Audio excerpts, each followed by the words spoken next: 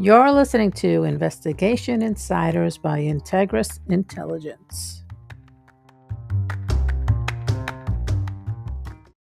Hello again, everyone. This is Forhad. Welcome to another episode of Investigation Insiders. I hope everyone is enjoying the summer, staying safe and healthy. We have another great guest today, Ed Deck. How are you, Ed? I'm doing great, Rod. How are you? I'm doing great. Thank you for joining us today. I think it's an interesting topic that we're going to talk about. So, just by way of introduction, Uh, Ed and I met through our mutual friend and former colleague, Mike Hennahan. So, just by that introduction, Ed has a lot of credibility with me. And so, Ed, I was hoping perhaps you could start by giving our audience a little bit about your background. Sure. So I grew up in Greenwich, Connecticut, and then upon graduating from high school, I attended Boston College and graduated from Boston College.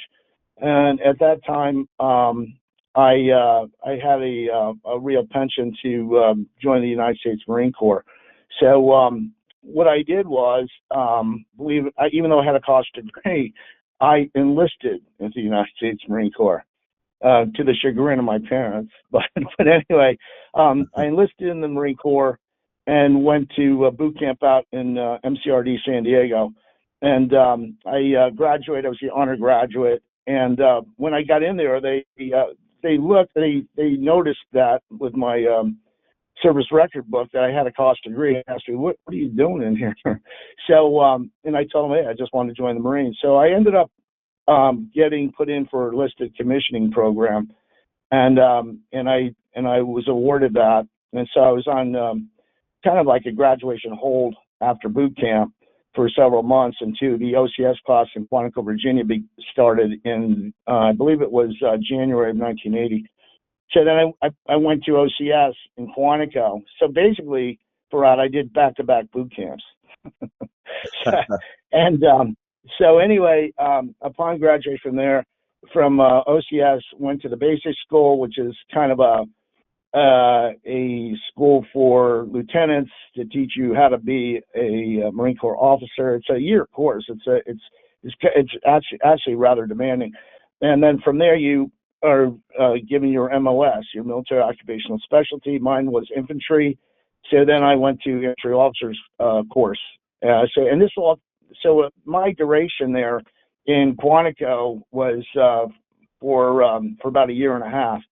Upon graduation from IOC, I was assigned to the 27th Marine Brigade out in 29 Palms, California, and I was out there for just about my entire career. I ended up being the company commander of 1st Battalion, 4th Marines. And the way that happened was I was a junior first lieutenant when it happened. That's normally a captain's billet. But the CO got orders. It was transferred, and so the battalion commander, fortunately for me, he decided to make me the company commander. So so I did that, and I had a decision to make because I got augmented into the regular establishment, which means that you're no longer a reserve officer.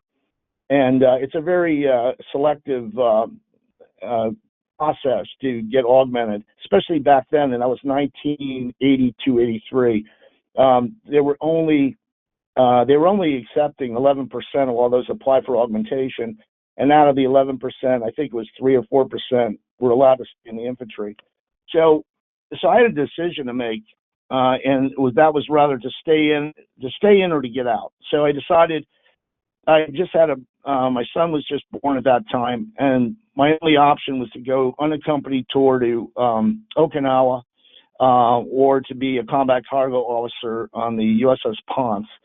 And I didn't like either option. So a lot of my friends were getting out and going either to the FBI or to the Secret Service, and I contacted them and said, hey, how do you like it? They all said, hey, this is great. They love it. So I put in an application to both Secret Service and the FBI.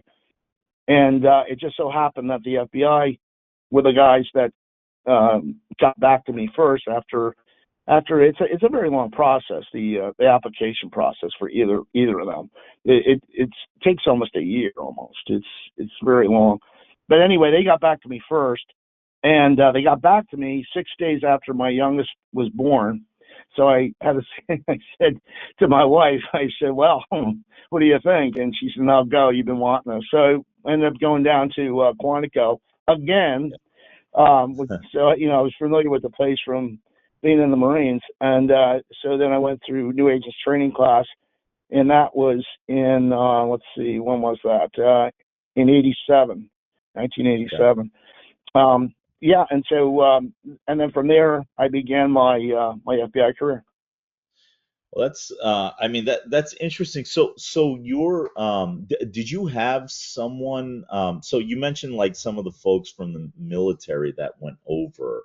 Was there anyone else that, like, did you have aspirations of becoming an FBI agent, or did that just take a natural course based on some of your friends and I had colleagues? no aspirations whatsoever. I never, like, a lot of people I know, that's all Yeah. they ever wanted to do. Yep. A lot of agents I know, hey, this is what I want to do. Yeah. None at all. As a matter of fact, the plan for me was to graduate from Boston College, go to BC Law School, become an attorney, and then get into politics. Interesting. Okay. Believe it Well, or not. that took a turn. So, well, that's really interesting. So, while the focus of like the podcast is not really like your time at the Bureau, I'd love to hear like what sticks out about your time with the Bureau. What are some highlights during your time there? Sure. So highlights with the Bureau, I was very fortunate for that. I happened to be at the right place at the right time. And being on the New York SWAT team was a big reason I was fortunate. And Mike Hennihan could attest to this, is that we were one of the 4 enhanced SWAT teams in the nation. There's the hostage rescue team, which is kind of like the national SWAT team. That is, that's like, I guess you could say, the Delta Force of FBI SWAT. Okay. And then you have 4 enhanced teams. Now the 4 enhanced teams, and I'll give them to you. I believe it was New York, Chicago, Miami, and Los Angeles.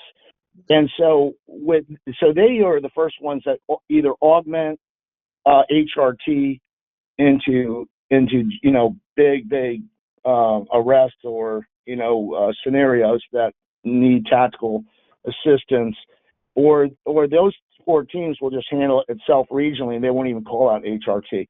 So because of that, fortunately, being on New York SWAT, I was involved in a lot of high-profile cases.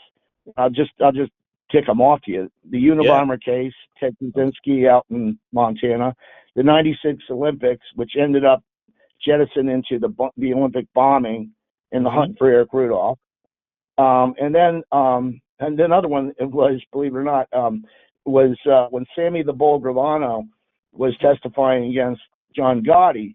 Well, we had PPD on him, personal protection, so we lived with the guy for two separate times. Once when he was given initial testimony, and then when he's proffering, and then we lived with him again when he's actually testifying. That was quite a that was an experience, I'll tell you. Well, I'll tell you what, that's interesting. That might be a separate episode we need to do together. But and were you in New York your whole career, or did you go to other places as well? No. So what happened was, this is I was in New York for many, many years of my career, and I loved being a case agent. I loved being on SWAT, and I loved being on the street. And I was always being encouraged by my wife at the time, and then Joe Demarest at the time, who actually ended up being the assistant director in charge of the New York office.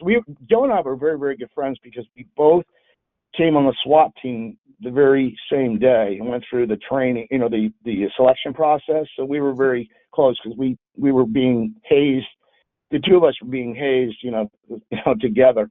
So I became very close, and Joe kept on encouraging me to get into management, and I just didn't want to. So finally I did, and and I did, and I became a supervisor. But I was a supervisor. I went down to headquarters, Okay. and went down to headquarters. Was in charge of the military liaison detainment unit, which I actually ran all the agents that went through Guantanamo Bay, Cuba, to interrogate the prisoners at Gitmo. That was my responsibility. And then from that, I got into the FBI military liaison program, the liaison program of that, not the detainment now. And I got promoted again. So now I was a GS-15, and I went to Tampa, and I was the FBI senior to Special Operations Command, SOCOM, down in MacDill. Okay. And yeah, and I did that for a bit, and then I was transferred again, and it was actually out of promotion because that was the most critical military liaison position in the bureau, because they were actually the tip of the spear. They were the people that were actually killing people. SOCOM is 30,000 feet. They're basically where I was dealing with the tactical folks on a daily basis. So I went to JSOC in Fort Bragg, and I finished up my last 3 years at Fort Bragg with JSOC. So I'd say about the last 7 years of my career, I was basically assigned. I was working with the military, special SOF units. Yeah. Well, that's interesting. I mean, that's not the typical career path that I've heard, certainly. So that's interesting. No, so why'd you end up? Yeah, why'd you end up deciding to retire? I didn't have a choice. It's funny you said that, because I was really, when I think back on it, I sort of kicked myself in the butt that I didn't get into management earlier in my career, because and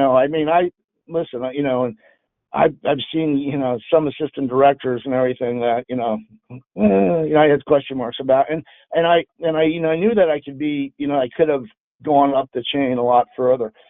So I retired out as a GS-15, which is the highest GS level you could attain before getting the SES branch of service. And I had to retire because of mandatory retirement. At that time, it was 57 years old. It was mandatory, and they did not give me an extension. And it's funny because several years later, Director Mueller extended it to the age of 60. And the reason being that was, I used to get a lot of guys from third group, 7th Special Forces group, and some Delta guys that worked with our FBI HRT guys overseas, and they really liked them. They liked the guys and everything, and they wanted to become FBI agents.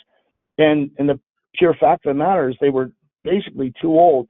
That the cutoff, they would have exceeded the cutoff of 37 years old by the time they got to Quantico to go through New Age training. So they realized they were losing a lot of good guys, and Mueller ended up extending it to 60 years old. I think it is still 60 right now. So a guy could come in at 40 now and do a 20-year career. Interesting. So before we dive into the topic of the show, so our audience loves stories, anecdotes, right? Is there one that you could share which encapsulates time with the FBI? Yeah, I'll give you the one anecdote. I'm going to give you a funny anecdote. So yeah, please. the Sammy the Bull detail of basically doing personal protection for Sammy, because obviously he's testifying against John Gotti, so the big fear was that Gotti's going to put a hit on him any way he could. So the first time we had him down in Quantico, and we had him in the director's suite at the FBI Academy, and that's when he was offering. And but here's the funny. So then after that, when he actually was testifying, we had him in Batch Office Quarter at Fort Monmouth, New Jersey, and this is when he was testifying down there in Lower Manhattan, and we were flying him back and forth to the heliport down there, and we go back and forth from Monmouth to the heliport, then take him in. He testified, and we take him out, fly him back to the bachelor's officers quarters. So So anyway, and it was, I mean, we ended up, kind of getting kind of close with the guy. We lived with the guy for, I think it was like 6 weeks, something like that, 5-6 weeks. And he would cook us, or we would cook him dinner, and then he'd cook, he goes, oh, you know what? I got to cook you guys an Italian meal. You don't know what an Italian meal is. I'm going to cook. And he did. He cooked us this Italian meal one night and everything. So anyway, Sammy's a real big workout nut. Okay. He was a real fitness nut. He'd run. As a matter of fact, when we had him in Quantico, he would go run at 5 a.m. So we had to take him running. And I happened to be a runner. And I've run like 13 marathons and a couple of ultras. So I was one of the guys that would run with him. And then we would have a Suburban in back of him with guys with, M4s with the headlights. And I used to say to myself, come on, give me a break. You tell me these mob guys from Brooklyn, first of all, they don't, they're going to find their way onto a Marine Corps base in Quantico and find this guy way back in the back, training areas. But anyway, we had to take that precaution, no matter what. Yeah. So anyway, getting back to Fort Monmouth. So he's a big workout nut. So he would always want to go to the gym and go lift and everything. And I used to go with him, and I used to lift with him and work out. And, but he was also he was very good racquetball player, because he grew up playing handball in the streets of Brooklyn and was very good at it. Yeah. So one day he asked Clint Gunther, and I think Clint took over for Mike, as a matter of fact, as being the SWAT team leader in Manhattan. And he asked Clint, he said, hey, I want to go play racquetball, and they said, okay, yeah, we'll call down there and we'll make arrangements, at the gym or the physical training section to get a court. Okay. Now nobody knew who he was. So Clint and one other SWAT guy, they go down to play racquetball, and they get to the court. I think they had a 10 o'clock court time. They get to the court, and there's 2 guys out there playing. Oh no, it was Clint by himself. That's right. It was Clint and Sammy. So they get down to the court, and there's 2 guys playing. And so they thought they're going to be coming off any minute. And then they knocked, and they said, hey, we had a 10 o'clock court time. They go, no, that's weird, because we have a 10 o'clock court time. So I guess and they were 2 Army majors. And they said, why don't we just play doubles? And they said, yeah, okay. So they're playing doubles. And I forget, somebody hits a kill shot in the corner, and the ball just stays there. And Sammy's the closest one to it. So, right. Let me back up. So when they agree to play doubles, they're introducing each other, and he said, I'm Clint, and this is Bill, meaning Sammy. And then they said, I'm Major so-and-so, Major so-and-so. Okay. So the kill shot, the ball's dead in the corner. Sammy happens to be closest to the ball. And Clint goes, hey, Bill. He goes, grab the ball. And Sammy's oblivious to this, right. First of all, I don't think he knew the ball was in the corner or whatever, but Clint had to say to him again, hey, Bill, grab the ball. And again, Sammy's not responding to Bill because, it was just a real quick introduction. But Clint walks down and goes, hey, Bill. He goes, the ball's behind you. Get it. And he goes, oh, yeah. So, okay. So they continue playing. They're done. Okay. And then that afternoon, this is in the morning, that afternoon he had to go testify. So we fly him down there. He testifies. And it was a big day of testifying. It was a critical evidence that he was going to testify to. So you know how back then, this is what, I forget what year that was, late 90s, I don't know. But anyway, back then, they didn't allow cameras in the court. But, they would have those court artists, and they would sketch, and they were really good. They could, okay. So that night we go, he'd fly him back and everything. And he'd want to watch the news every night because he'd love to see, what they're reporting on. And they would show the sketches, and they tell what Sammy testified again. So we're sitting around, we're watching, and it comes up, and they're talking about what Sammy testified again. And they put up the sketch of Sammy. Yeah. And we started laughing. We're going, holy smokes. Those 2 majors are going, holy, you know what I'm saying? Holy F. That's Bill. Oh, that's funny. Did you guys ever run into those guys again? No, no, no. Nope. Well, uh, hopefully they'll listen to this podcast somewhere and get a good chuckle out. The I know. Well, that's a really interesting story and like a good one. So I appreciate you sharing that. So let's move on to like the topic of the show, right? So the inspiration comes from the assassination attempt on former President Donald Trump. As everyone knows, there are a lot of questions that need to be answered. So, the purpose of what Ed and I are doing today is not to ask more questions, but to give you all a behind the scenes look what it's like to safeguard someone like former President Trump at an event like the one where he was shot. So, Ed, I was hoping you could start by talking about how you got connected with the former president and what you eventually did for him to set the stage as for your expertise in talking about this. Sure. So, um, I did a lot of years in New York, in the New York office, and one of the guys that was on SWAT with me, um, Gary Ewer, he was very good friends with Bernie Carrick, the former police commissioner in New York. And the reason he was is because when he broke into law enforcement in New Jersey, Bernie was his first line supervisor when he first started out. And Bernie liked Gary, and so they maintained their friendship throughout. When Bernie was police commissioner, Gary was still very good friends with Bernie. And so anyway, what happened was um, Trump Trump reached out for Bernie when he decided he was going to run for president, and because he already queried the Secret Service whether he could get Secret Service protection, and they declined. So he said, Bernie, I'm going to need some protection here. The Secret Service is going to give it to me. So what happened was Bernie had discussed it with Keith Stiller, and Keith was Trump's bodyguard. At that time, I think he was Trump's bodyguard for about 10, 11 years, and he was a retired New York City narcotics detective.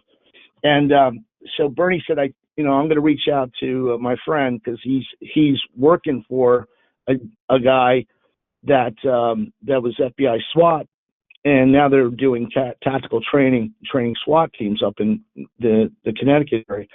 So he contacts Gary. Gary contacts me and said, "Hey, I just got a call from Bernie. Trump wants, some personal protection. Do you want to do this?" And I said, "Heck yeah." I mean, I wasn't going to turn that down.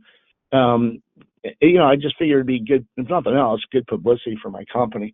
So I did that, and I went and I met with them, and over there at the tower, and they had agreed to hire me, and then I had to bring on some other folks.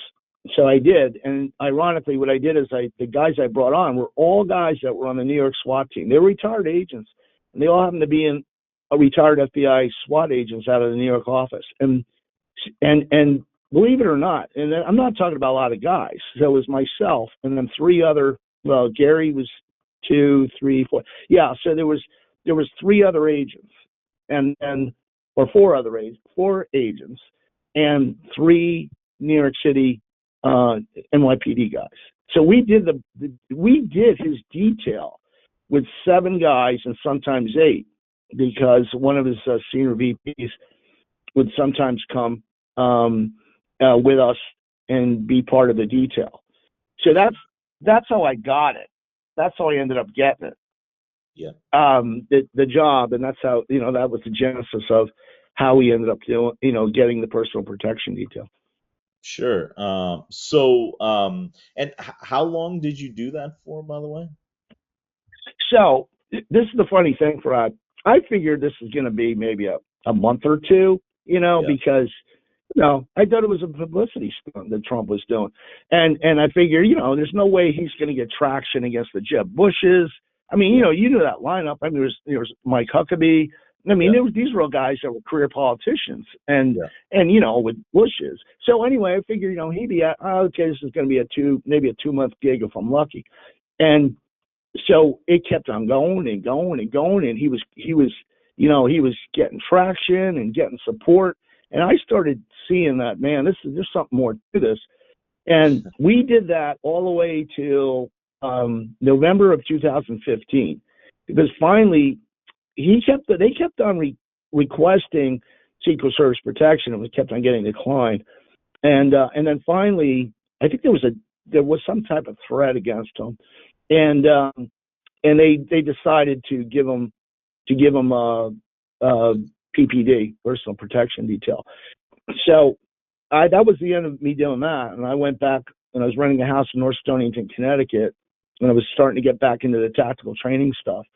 Sure. And then I got a phone call from Keith, said, "Hey, the boss wants you back." And I said, "What are you talking about?" He's got Secret Service. He said, No, we had a rough night at a rally in Richmond, and he wants you to figure out the security for the venues, for the rallies, to handle protesters, because Secret Service won't do that. They care only about the principle.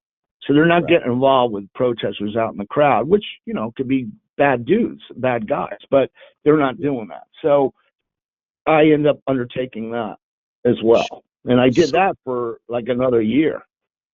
Okay. That was while he had like the Secret Service detail as well, right? Right. So I did the personal protection detail for what, about six months, I think it was.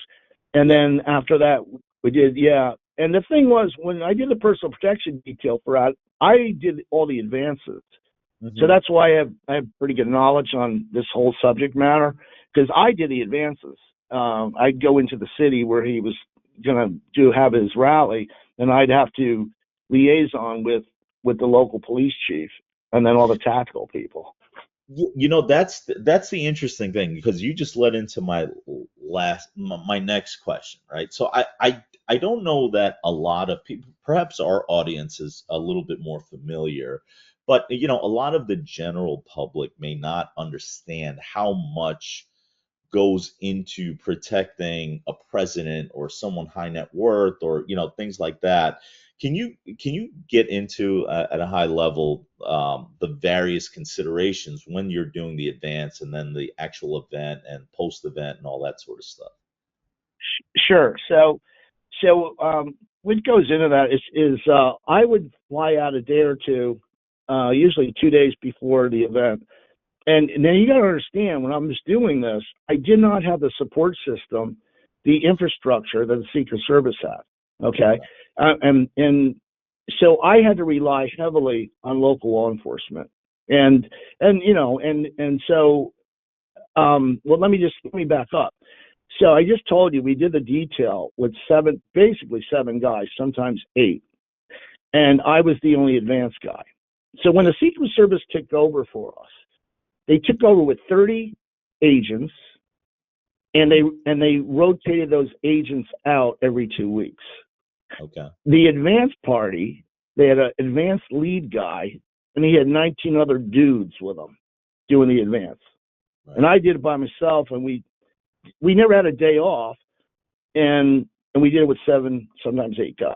Okay, so I didn't have the infrastructure and the support system that the Secret Service did when they go into a city, and they'll go in there several days before, like I did, but they have just so much more, support, equipment, you name it. Like the whole time that we did the PPD in the rallies, we never had access to magnetometers, because that's something the Secret Service brings in. So think about that one for a while. All those rallies we didn't have magnetometers. Yeah, so crazy. I mean, which is a big deal. So anyway, so I had to rely really heavily on local PD, and fortunately for me, I had very good support with the police chief. Every place I went, I had very good support. So what we would do is, we go over the venue. We do a site survey of the venue, and most of the venues for were indoors. Okay, they were in arenas. Yep. So, and you have a much better control of an environment in an indoor arena than you do out for instance, just like you saw in Pennsylvania. Hmm. And so anyway, I would get together with them. I would meet with the SWAT team leader, the tactical team, and then we would also augment with county sheriff's department. So I had a lot of law enforcement that helped out. And so, and what you do is, you have these tactical meetings where, you're identifying, where the weak areas are, where the potential threats would be, and that's how we did it. And that's how we did it. Um, so, one thing I could give you an example of, or, maybe if you don't want me to ramble on, just, let me know, because I could give you some examples of, that are similar to what happened out there on July 13th, where we mitigated some dangerous or threatening situations. Why don't we circle back to that? I'll circle back to you on that Sure. in a little bit, where you could talk about that. But so you talked about the advanced prep. You talked about the support from local PD. You talked about just all the information that's coming into you. Um, so what does it look like for law enforcement, right? Like, in terms of, like, you're talking about it privately, right? You're working for Trump privately at that time, right?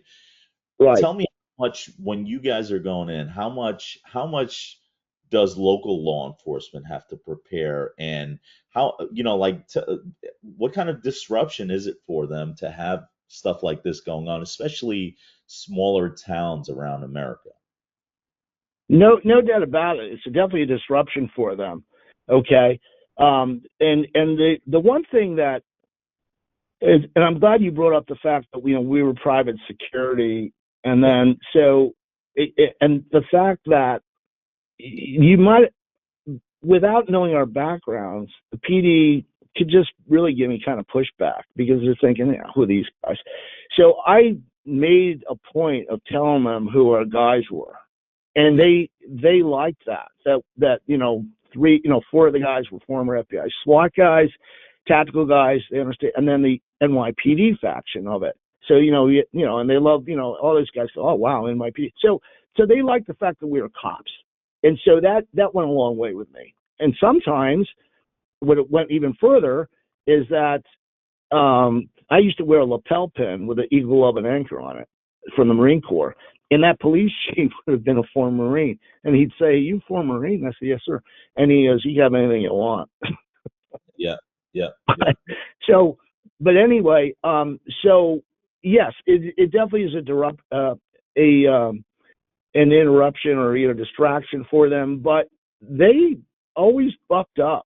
I can't think of one instance where I got pushback from the police in supporting me. And so, what did they support me in? Okay, they supported me with tactical teams, sniper observer teams. They supported me with, the most important thing was motorcade.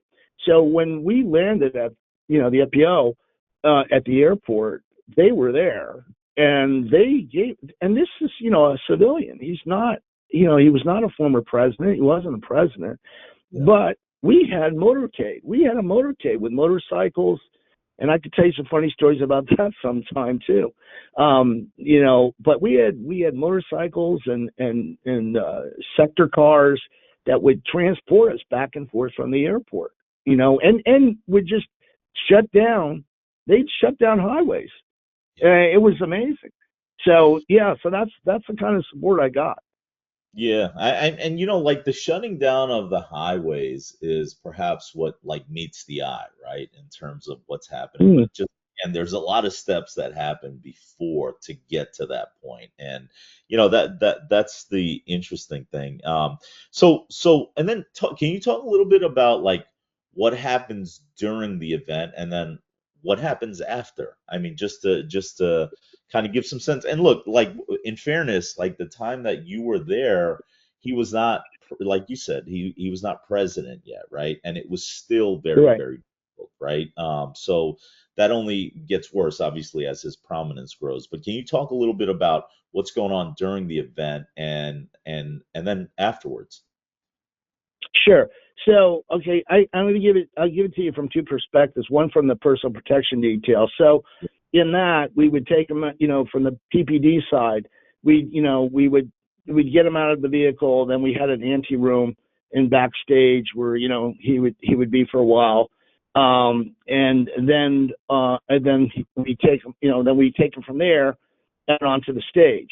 So, and we were focused just solely on his protection. We're watching, we're looking for, people up close in the crowd. We're looking at hands. We're looking at, folks, anything out of the ordinary. And then we had comms. That was the thing. We were calmed up just like Secret Service. So we could talk and chat to each other, Yeah. during the course of the event, which was real big.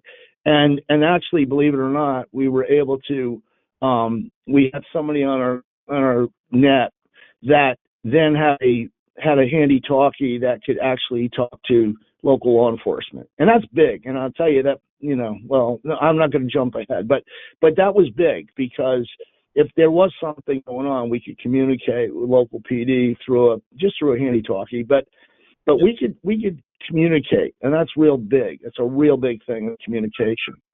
Yeah. So anyway, so we solely focused on him and his protection. The police, they were the ones that were really providing security or protection. I'd say out in the crowd area and whatnot in the venue area. And so then he'd be done. Once he was done, we'd take him right off the stage, and we wouldn't, hang around. Sometimes we would a little bit if he wanted to talk to somebody, maybe a local politician or whatnot. But by and large, we just, right after he was done, we got him right in the vehicle, and we're getting a police escort right to the airport, getting on his plane, and then flying back to New York. And we'd always fly back to New York, Forhad, whether it was on the big plane, which is a 737, or he had what was it? He had a 9-seat jet. I'm trying to think what it was now. I know it. I'm just escape. Oh, a Citation. It was a Citation 9 or 10. And that one we'd always fly into Morristown, that Yeah. airport over there in Yeah. Morristown. Yeah. But the big plane, you couldn't fly in there. But we'd always fly back no matter when it was. I mean, no matter where we were in the country. We could be out in LA and Yeah. we'd fly back that night, get in at 4 or 5 in the morning. Yeah. Yeah. So what about And the like funny thing, yeah, I'm sorry, go ahead. I was gonna say, the funny thing is, this is for the audience. The same pilot flew both planes, John. Yeah. He flew both planes. Wow. No, that's interesting. So can you talk about like was there any like recon with the local PD? Was there like information that shared afterwards saying this worked, this didn't work? Was there any sort of follow up or because I would think that that's going to be important for like as a learning process for future engagements, right? Right. But I'll be honest with you, there really wasn't It wasn't. from the from the PPD side, But I will say this is that again, we couldn't, we weren't the Secret Service. We had to rely on intel from local PD, from local police for any threats Yeah. that came across to them. And I mean, they had access to FBI, they had access to county sheriffs, state police, so they had access to all that stuff. And then they would just feed that to me, and we would know. But I can tell you that was very far and few between. But there were a couple instances when there was, and it had to be dealt with. So. Well, that actually just leads into like sort of like the conclusion and sort of the story part of this, right? So, can you talk about situations where you had to make adjustments based on Yeah. intelligence, developing situations. Yes, I got two perfect ones, and actually, they're both one's from my experience of being the advanced guy in the personal protection detail, and then Right. the other one is when I was in charge of the venue security. Um, the venue security when the Secret Service already had them. So I'll give you that. Let me give you I'll give you the one on personal. I'll do it in chronological order. So on the PPD side, so I did in advance. This is when Trump was going to do a press conference, a big press conference on the border, first time ever, in Laredo, Texas. So I flew out a couple of days ahead of time and met with the police chief there. And he was one of those guys I told you that was a former Marine. So me and him got along real well. And he said, Yeah. "Yeah, Eddie, anything you want." And he gave me good support and everything. And so we had to go do the site survey. So we do the site survey on the border down there. It's on the Rio Grande River, and it was it's kind of like a historical area where they had this this big like monument and all this, and there were several high buildings around there as well. It was kind of residential area, kind of butted up to it a little bit. There was this big archway, and monument and archway, and Trump was going to actually give the press conference underneath this archway. And so it was all set. We had everything set. It was locked down. We're done. We're set. Okay. I go to bed that night. At 4:00 in the morning, my phone rings. No, I'm sorry. At 4:00 in the morning, I start getting my door to my hotel room is beaten on. And I'm going, what the heck? So I go out and I answer the door, and it's the campaign kid, the campaign guy that's running the campaign side of things. He's the advanced campaign guy. And you're going to laugh, but he's dressed up, but I'm trying to think now. He had like a sport jacket on, he had trousers on, and he had a bulletproof vest on, a light vest. And I'm looking, and he goes, "We got to get out of here." I go, What are you talking about?" And he goes, "We got to get out of here. There's a death threat. There's a death threat. I'm out of here." I go, "Kevin, calm down, will you?" And right when that happened, my phone started ringing. It was Keith Okay. Schiller. And Yeah. he goes, "Eddie, hey, listen." He goes, "We got a threat against." What happened was the local border patrol guy. They're like, they have, it's weird, but they have like locals, like just like the union things. And the guy who was the leader of the local was endorsing Trump. He was going to endorse Trump that day. And so that guy had a specific death threat against him, and they felt that it was going to bleed over to Trump. So he says, "Hey, listen, we got a death threat." He goes, "You got to change everything. You got to change the whole venue." This is at 4:00 in the morning. He's coming in at like at 1:00 or something like that, flying down from New York. So what I did was I got dressed, this and that. I had to wait, for a while. I go down to the police station, wait for the chief to come in, and I tell the chief what's going on. And the chief goes to me. I said, "We got to change venue. We got to change it. We got to change the site, and I'm going to have to, request more assets from you." And he goes, "Don't worry about the assets." He goes, "I'll give you all the assets you want. You're good there." He goes, "Okay, I know a place where we can do this." So he took me out to this desolate area with the Rio Grande, where it was actually a crossing point though for trucks that go back and forth, from the border from Mexico. Yeah, and so, but it was very desolate. So I looked at it with him, and I said, "This is perfect. There's not a building around, not a building around." So we ended up doing a site survey of where we were going to register, the sniper teams to have Overwatch. And believe it or not, that he had a very good relationship with the Mexican Marine Corps guys that were across the border, and he let them know what was going on. And they actually, believe it or not, provided a sniper team from across the river. Wow. And so anyway, so Forhad, you wouldn't believe the support he gave me. He gave me about 30 motorcycle units, and he gave me about 25 sector cars. And the one thing is, when we finally got done with that, changing the site, I had to get back to be at the airport when they landed. Sure. And because so I jump into it. They said, "Don't worry, get in this guy's car." I went into a sector car. This guy went like 95 miles an hour. And we must have gone like about, I don't know, 20 miles or something on the highway. And this guy's like flying. We get there in time. He lands. And so Keith says what they knew as soon as they got out. And I got pictures of this. They get out and there's all these motorcycles like just lined up there, right there on the tarmac. And then all the sector cars are on the tarmac and just outside the tarmac. So he gets in. And he gets in the vehicle, and oh, that was the other thing. So again, we didn't have cars or Suburbans like the Secret Service. I had to rent those things from a sole person out in Los Angeles.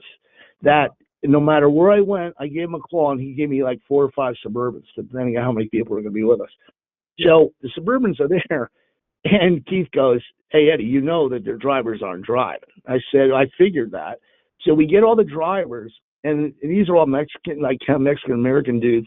And we go, "Hey, you guys aren't driving. You're getting in the back of the last Suburban sitting in the back there." So we had our guys drive because we couldn't trust anybody. Yeah. So Keith drives the vehicle with Trump in it, and I'm in the passenger seat in the front. Trump's in the back with the mayor of Laredo. And we start out. We get on the highway, and all these motorcycles and sector cars now are all around us. They had the whole highway shut down, and they're going back and forth. And Trump goes to the mayor.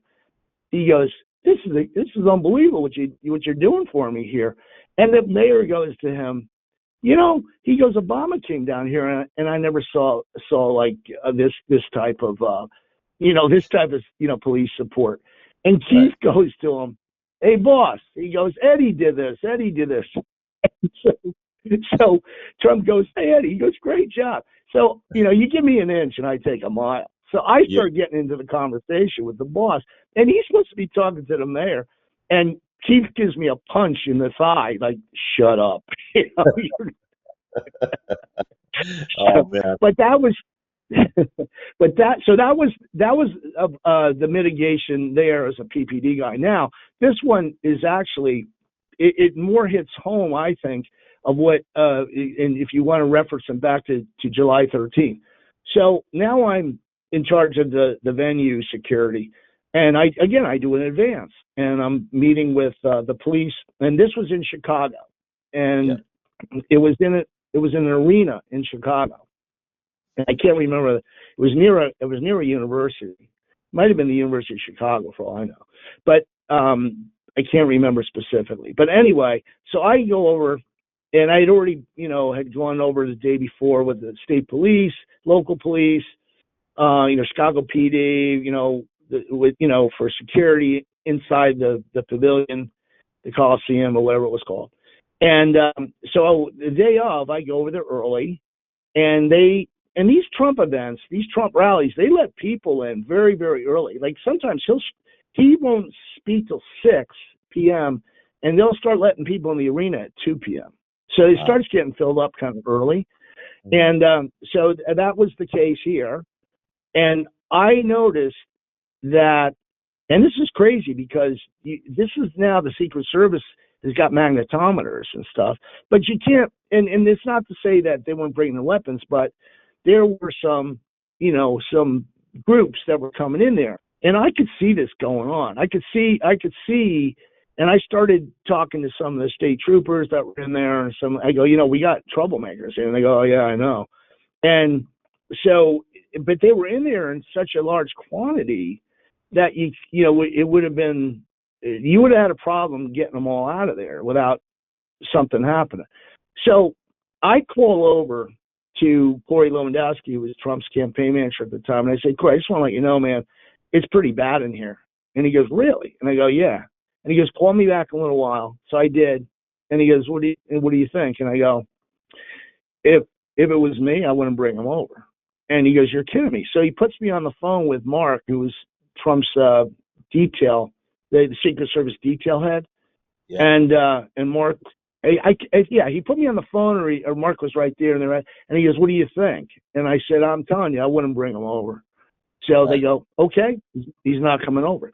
So Corey writes a statement, okay, to have Bobby Petey, who was the campaign lead, read to the crowd. So he writes a statement, texts me the statement. I get it on my phone, and then I had to give it to Bobby, and Bobby goes up on the dais and reads that I'm not, due to circumstances, I'm not going to be able to, be here for the rally. And, thank you very much. Everybody have a safe night, blah, blah, blah, blah. As soon as that happened, Forhad, just what I thought was going to happen, all those characters in there went crazy. They started taking chairs because there was a lot of conference chairs, what I'm talking about, the foldable collapsible chairs down. They started throwing those things. The police were yanking people out of there. It got really bad. And then some guy got up on the dais and grabbed the microphone and started, yelling stuff. And so Bobby Petey said, I got to get that guy. I go, Bobby, that's not your job. So I had to go up there and yoke that guy out of there. And it was on national TV because I ended up getting a phone call. Do you know Kirby Scott? Kirby was on the team. He's very good friends with Mike Hennigan. But Kirby ends up calling me and said, hey, man, I saw you on national TV. He said, I'm glad you didn't punch the guy out. You were very professional. And I go, let me tell you. I said, that wasn't something I wanted to do. I can tell you that right now. But the point being, Forhad, is that I mitigated it before there was even a potential of him having to walk into a hostile environment. Because, just who's to say?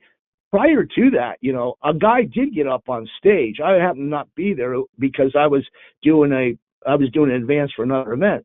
I think it was in Cleveland, and a guy got up on the stage when Secret Service was there with him, and they grabbed the guy and pounded the guy. But so there was, that could have happened in Chicago, and it wasn't going to happen. They said, forget it. And we mitigated a situation that could have been kind of bad,